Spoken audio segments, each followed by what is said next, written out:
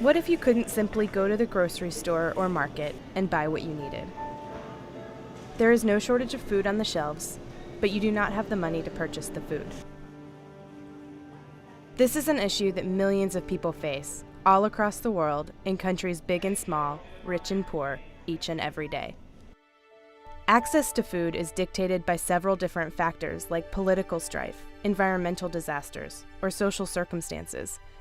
And access, rather than availability, is the key to determining food security.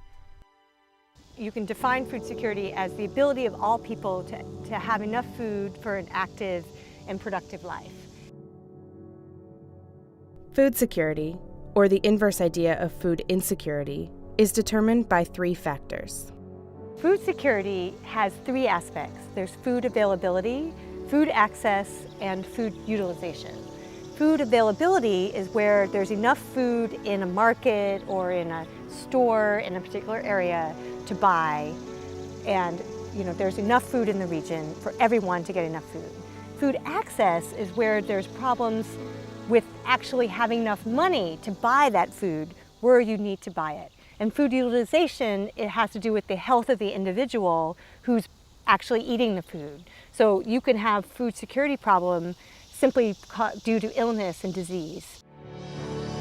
Molly works closely with an organization called the Famine Early Warning Systems Network, or FEWSNET, an agency within the U.S. Agency for International Development.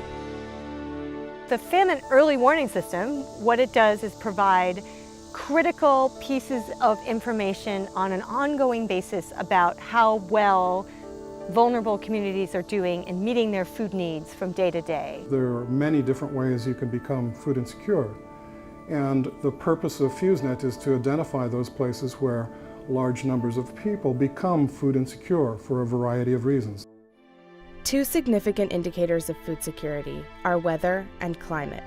The disproportionate effect of both can determine the severity of famine. Rainfall is very sporadic, and it's all about distribution and not amount. And so it could be that even though you're having a very low rainfall year, you get just enough at each time it gets dry so that you really will have a pretty good production year. If we can identify drought, that necessarily does not mean that they become food insecure, but the question is, how much food security have they lost? Does it mean that they go from 3 meals a day to 2 meals a day? Does it mean that they don't have enough food to provide sufficient food for their children, and the children become malnourished?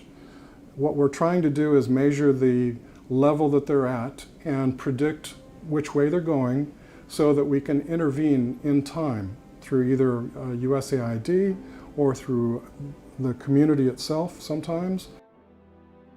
If a particular region is going to have a bad harvest, FEWSNET looks at the strength of the community.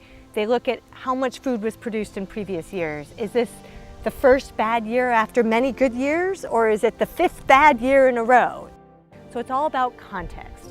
If we understand the context, we can then provide accurate early warning of a crisis before it comes down the pike.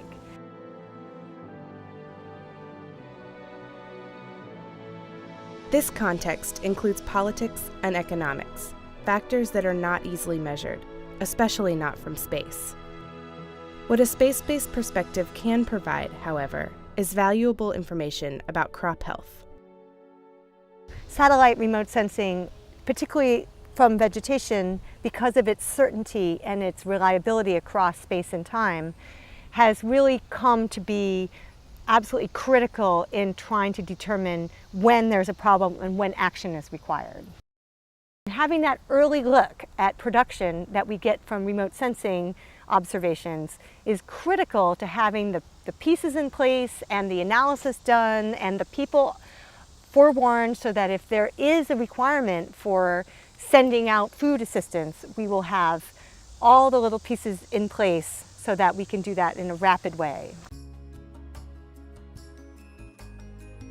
NASA will continue to provide this essential data, and organizations like FEWSNET will continue to combat the factors that cause famine.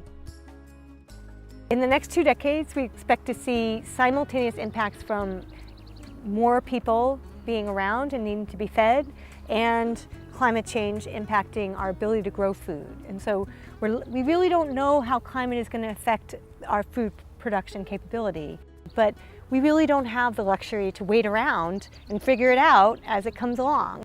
Food security is a major problem. We need to be prepared to deal with it. And we're really going to be relying on remote sensing to tell us when we have a problem.